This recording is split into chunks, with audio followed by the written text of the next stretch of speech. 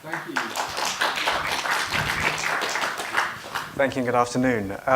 Yes, going east and west. So where should startups turn when they want to go global? We're going to have a really interesting panel, I think, this afternoon who really represent a spectrum of that. And perhaps as I'm beginning to talk, I could ask them to come up and take their seats, and I'll introduce them individually in a moment.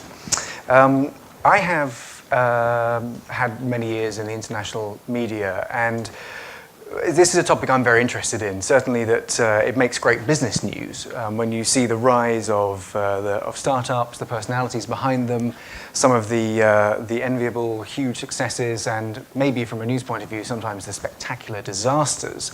It can certainly be something that serves us well as a business in this area.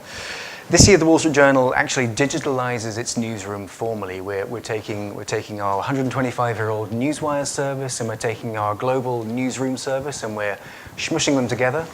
Smushing is a word that I've just invented for that, but I think the editor-in-chief is going to adopt that one. I'm pretty sure you'll hear that in his next presentation.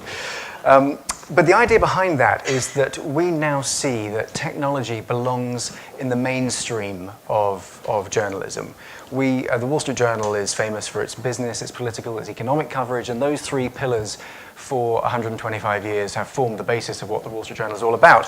Now technology has infiltrated every single part of the economy. It has disrupted it, changed it, made it more accessible, made it more transparent, made it an awful lot more confusing for lots of people, and that's a role that the press, particularly the analytical press and particularly the international press, can play in unbundling that and making it a little bit more accessible and easy for you to understand as the general public.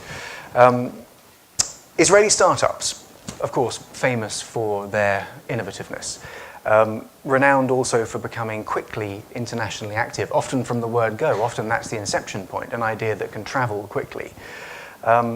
This is, I guess, most likely because it's not a very big region to do business in. The scale isn't necessarily here. But being internationally active often means then working with big international partners, international companies, who in turn see this region perhaps as a pilot market or an extension of an R&D arm. So are startups good at selling abroad? And if so, where? And with that, I would like to invite my panel to join me on the stage. Please do come up.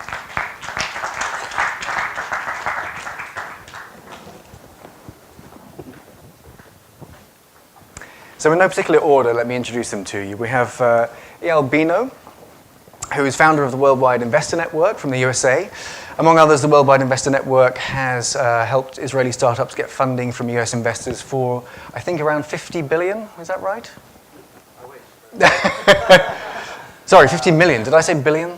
Yeah, I just inflate things. But for some...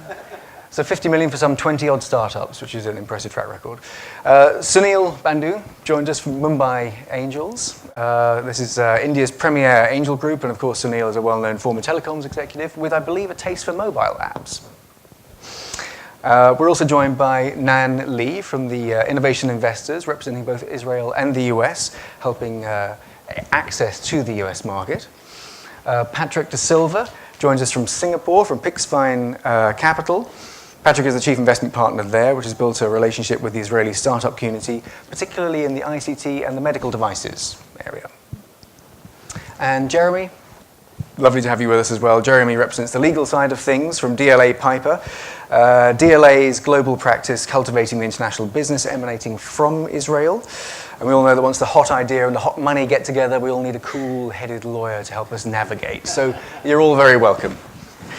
I guess the first question is, East-West is really just a geographical reference. What does it really matter? Patrick, what's your opinion on that?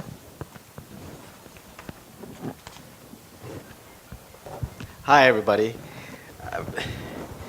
I'll speak about the East. I'll leave somebody else to speak about the West. Is this